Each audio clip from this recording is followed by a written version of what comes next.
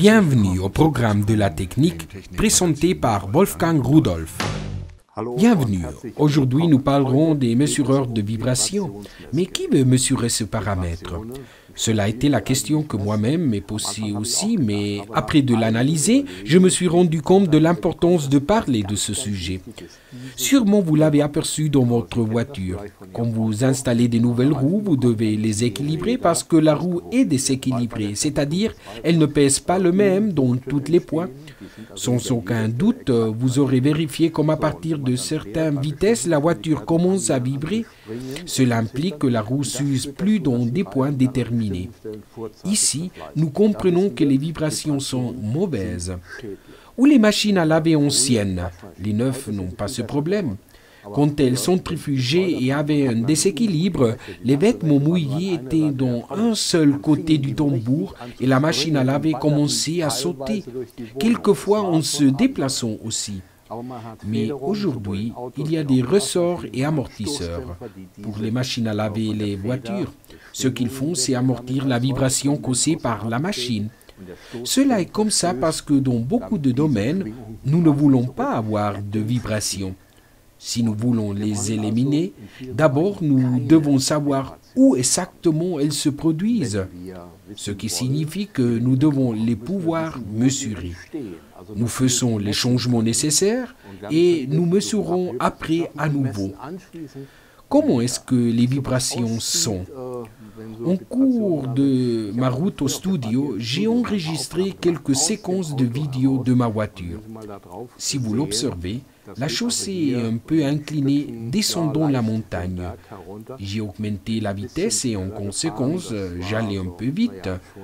Et vous pouvez apprécier que quelques coups causés par la chaussée, c'est-à-dire coups qui ne sont pas causés par le propre véhicule et non plus par les roues, ces coups causent des vibrations et en conséquence, elles font que la voiture saute. Et pour cette raison, les ingénieurs ont le défi de régler les ressorts et amortisseurs de sorte que ces vibrations soient senties le moins possible, c'est-à-dire ce qui permet de faire un voyage confortable. Cela, d'un côté. De l'autre côté, il y a des domaines où oui, je veux avoir des vibrations. Je ne me réfère pas à la musique et aux instruments de cordes. Je me réfère au domaine de la technique. Imaginez-vous une machine vibrante qui est utilisée dans la construction des chaussées à pavés. Dans ce cas, la machine doit vibrer. Il y a des résonances propres du générateur de vibrations sur la masse qui se gênent l'une à l'autre et par conséquent, on ne génère pas les vibrations souhaitées. Ici, il est aussi important de mesurer pour pouvoir optimiser le système. Il s'agit de descendre la consommation énergétique et augmenter la puissance de vibration. Ce ne sont que quelques exemples, mais si vous regardez à votre entourage, vous trouverez sûrement d'autres domaines où la vibration est importante, les vibrations intentionnées ainsi que les accidentelles. Comment est-ce qu'elles sont mesurées? Je vous le présenterai ensuite.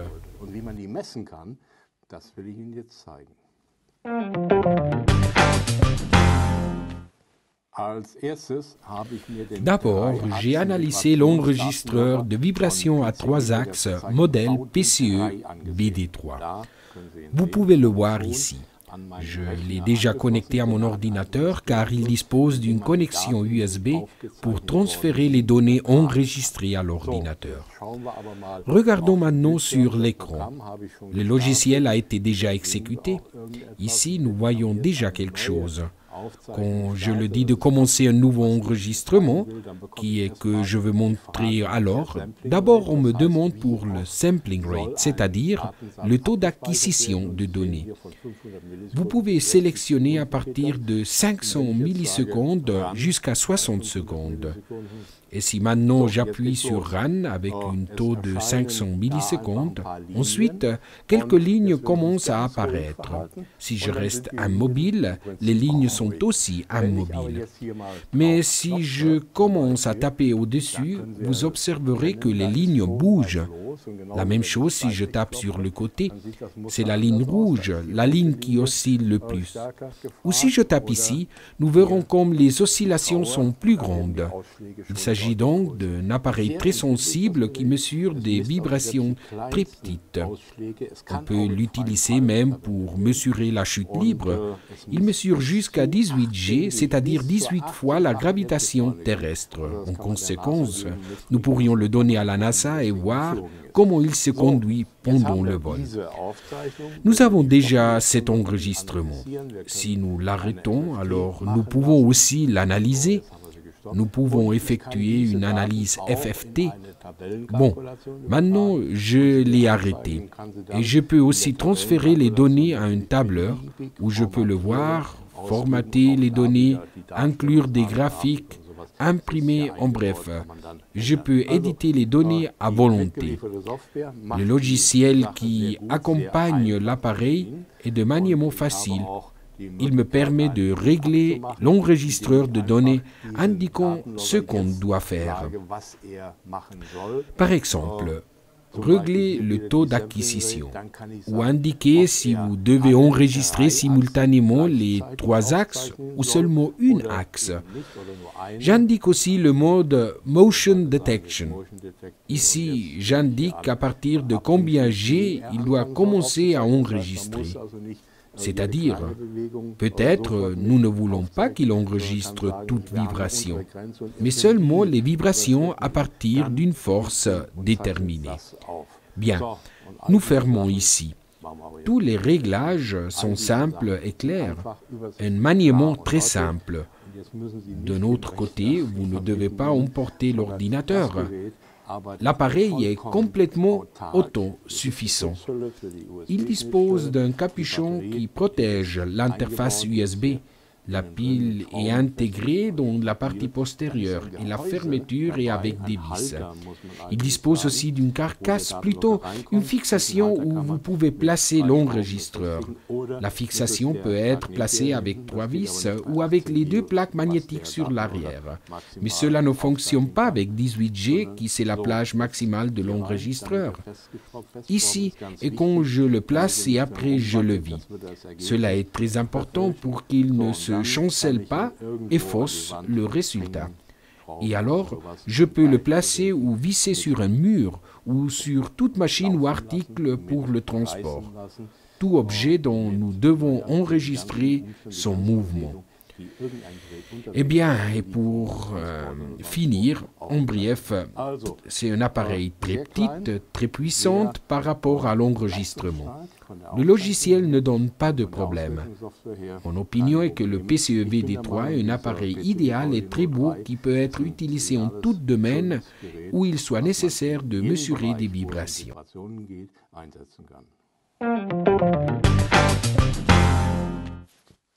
Le vibromètre ou mesureur de vibration, modèle PCE VM3D de l'entreprise PCE, que j'ai sur la table, s'agit d'un capteur externe de vibration. Il dispose d'une prise qui peut être retirée. L'écran m'indique les valeurs de mesure, les valeurs actuelles, ainsi que les valeurs enregistrées. Si je prends ce capteur externe, cela est son apparence, nous voyons qu'il y a les directions enregistrées, ce qui permet de savoir comment le monter et savoir si l'assignation des axes X, Y et Z sont correctes.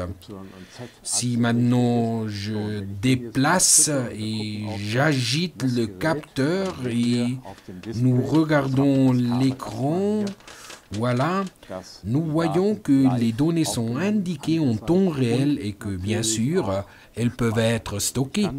Je peux récupérer les données enregistrées pour son analyse postérieure. J'ai aussi la possibilité de changer les unités.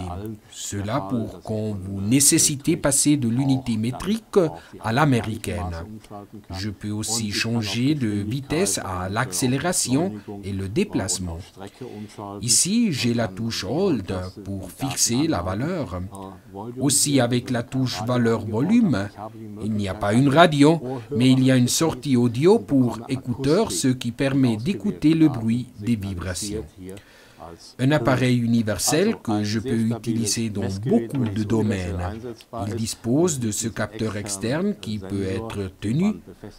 J'aimerais vous montrer quelques accessoires inclus. Nous disposons d'une plaque magnétique qui peut être vissée.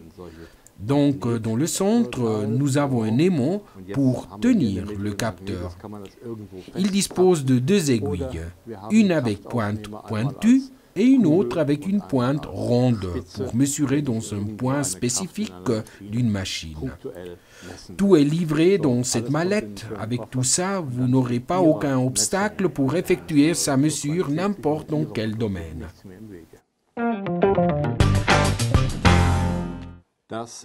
Le PCE VM5000 est un appareil puissant. Vous observerez que je peux le prendre seulement avec une de mes mains. Il a été conçu pour l'utilisation dans des environnements adverses. La carcasse est de caoutchouc et les touches sont très grandes, ce qui facilite l'utilisation. L'écran est grand et de facile lecture, même si maintenant nous ne pouvons lire rien. Mais pourquoi? Parce que ci-dessus, vous devez connecter les capteurs. On dispose de 4 canaux. En conséquence, je peux mesurer non 3 axes, mais 4, même si cela n'existe pas. Mais peut-être qu'on voudrait avoir 2 mesures sur l'axe X, une sur l'axe Y et une autre sur l'axe Z. J'ai ici cet adaptateur qui se connecte ici. Dans la partie inférieure, il y a un connecteur BNC. Donc, je connecte le câble au connecteur et le connecteur, je l'introduis dans l'appareil, dans le canal 1, ici. Ici, j'ai un deuxième connecteur que je l'introduis sur le canal 2. Vous pouvez déjà voir ce qui est en train d'arriver. Je prends le capteur et je le déplace et je veux voir les paramètres comme la vitesse, l'accélération et le déplacement. Cela pour les 2 canaux. Les capteurs peuvent être fixés avec cet aimant. Je peux le placer dans des endroits avec peu de vibrations, car il peut tomber. Je peux aussi dévisser le câble et mettre un autre type de tête. Nous parlons donc d'un appareil universel qui peut être utilisé dans toute place et effectuer tout type de mesures. J'ai aussi beaucoup de types de réglages comme accélération, vitesse et distance. J'ai la possibilité d'enregistrer à main ou, appuyons ici, enregistrement continu, indiquant avant le taux d'enregistrement. Ensuite, les valeurs restent enregistrées dans la carte de mémoire. Ces valeurs peuvent être récupérées sur l'écran. Quand j'ai terminé, j'éteins d'abord l'appareil. J'extrais la carte de mémoire qui se trouve dans la partie latérale. Ici, vous pouvez le voir. Et vous observerez aussi une interface RS232 avec laquelle je peux accéder à l'appareil. Bon, je sors la carte de mémoire et je l'introduis dans mon PC. Il s'ouvre une fenêtre avec un fichier XLS, c'est-à-dire un tableur. Et quand nous l'ouvrons, nous voyons les valeurs enregistrées. Ces données peuvent être maintenant éditées selon nos besoins. En conséquence, tout ce que vous souhaitez enregistrer, vous pouvez le faire avec cet appareil de grande taille et en plus très stable. Il dispose en plus de 8 piles dans la partie arrière, ce qui permet un fonctionnement assez long. L'appareil est envoyé dans cette mallette rigide. J'ai en plus la possibilité d'introduire la carte de mémoire dans ce lecteur de cartes. Voilà, ici. Cela en cas où vous avez un ordinateur qui ne dispose d'aucune fonte pour carte SD. De cette façon, vous pourrez aussi également introduire les données à travers de l'interface USB. La notice d'emploi est aussi incluse. Ah, et cela est le couvercle qui couvre ce côté de l'appareil. Cet instrument est protégé contre des éclaboussures d'eau. Permettez-moi de le fermer bien. En conséquence, un vibromètre de 4 canaux pour l'utilisation dans des conditions défavorables.